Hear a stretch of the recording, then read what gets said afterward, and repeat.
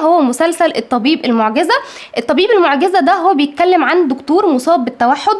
طبعا في أزمة ان هو عنده المرض ده، من اللي حواليه بينفروا منه، بيبعدوا عنه، مش بيبقوا عايزين يتعاملوا معاه عشان هو مصاب بالمرض ده. بس المرض ده على قد ما ان هو مرض يعني زي ما احنا عارفين، بس خلاه عبقري في الطب.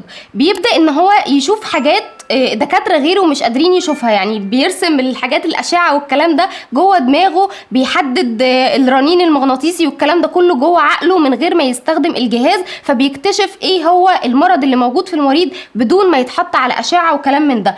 طبعا بعد كده زملائه في الشغل هيبداوا ان هم يحبوه، وكمان هيبدا ان هو يتعرف على نازلي كمان هتنشأ ما بينهم قصه حب، مع ان دي قصه حب مستحيله لان هو مصاب بالتوحد وما بيحبش اي حد يقرب ليه. مش عايزه احرق في المسلسل اكتر من كده، بس هو من افضل المسلسلات التركيه.